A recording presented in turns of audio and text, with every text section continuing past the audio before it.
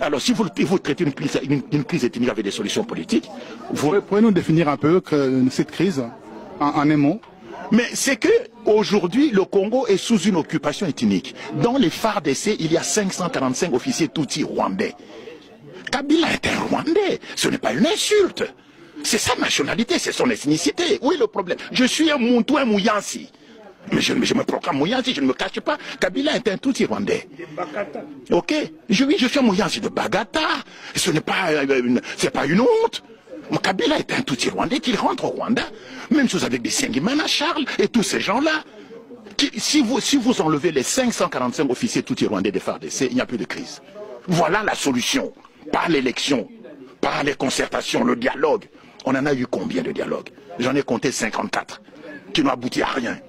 Donc, la MONUSCO et l'ONU et la communauté internationale admettraient pendant une seconde que la crise congolaise est de type ethnique, qu'il n'y a pas de Tutsi rwandais.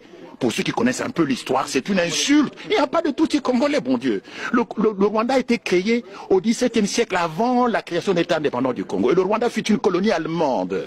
Les Allemands n'auraient jamais laissé le roi Léopold II s'emparer des populations Tutsi rwandais, n'est-ce pas? Donc, les Tutsis sont au Rwanda, qu'ils rentrent au Rwanda. Qu'il y ait des Tutsis de nationalité congolaise, oui. Mais des Tutsis congolais, il n'y en a pas parce que les Tutsis n'ont pas de terre au Congo. Il n'y a pas de terre appartenant aux Tutsis sur le territoire congolais.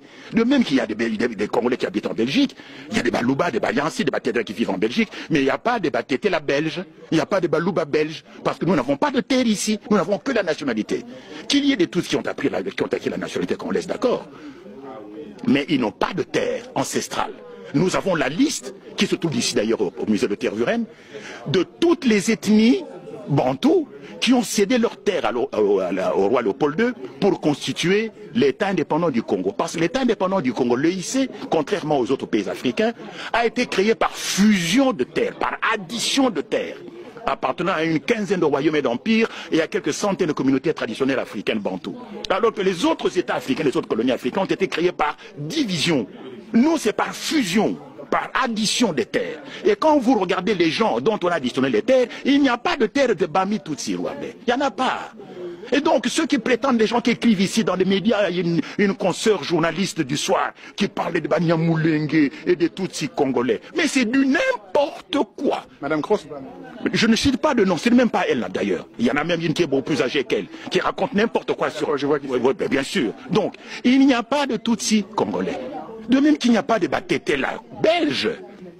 Donc, la guerre du Congo vient du fait que les Tutsis veulent créer au Congo, au dépend du territoire congolais, un Tutsiland, un foyer national Tutsi, où ils vivraient en population majoritaire, où ils seraient plus exposés à un risque de génocide. Et ce territoire, ils veulent le prendre où? Au Kivu. C'est pour ça que le Kivu n'a pas été impliqué dans la réforme administrative. Toutes les autres provinces ont été découpées, sauf le Kivu. Et puis on nomme qui? On nomme Azarès Roubert, un Tutsi rwandais, comme ministre de la décentralisation. Tiens.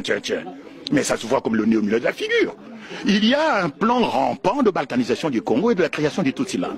Et ce qui s'est passé au Kivu, où on a massacré les chefs coutumiers, c'est ce à quoi on assiste aujourd'hui avec les Kamwina Sampo, c'est le même scénario. Donc la crise congolaise est de type ethnique. Et le reconnaître, ce n'est pas faire preuve de tribalisme, c'est en finir une bonne fois pour toutes avec le mensonge et l'hypocrisie. Qu'on admette qu'il n'y a pas de Tutsis congolais, que les Tutsis du Congo, et notamment ceux de l'armée en particulier, les 545 officiers, rentrent chez eux au Rwanda et il n'y a plus de crise au Congo. Mais la MONUSCO est au Congo depuis bientôt 18 ans. Contre qui se bat la MONUSCO? Contre qui? 21 000 casques bleus, équipés de tout l'armement des moyens de communication. Pas contre le CNDP. Le CNDP s'appelle 500 miliciens Tutsis. Pas contre le M23. Alors contre qui se bat la MONUSCO? Mais écoutez, il y a trop d'hypocrisie. La crise congolaise, vous le savez, c'est la crise la plus longue et la plus sanglante depuis la fin de la Deuxième Guerre mondiale. Donc il ne faut pas la traiter par la légère. Il y a eu maintenant près de 10 millions de morts. Quand il y a un attentat ici en Europe, 10-20 personnes qui meurent, on fait beaucoup de bruit, c'est normal. Comparaison, pas raison. Mais il y a quand même 10 millions de morts au Congo. Regardez ce qui se passe au Kamwina Sampo. Brusquement, ça s'enflamme. Et vous verrez que bientôt, ce sera le Kasaï oriental. Et puis demain, ce sera le Bandundu. Parce qu'on est en train de déstabiliser tout le pays afin de créer les conditions.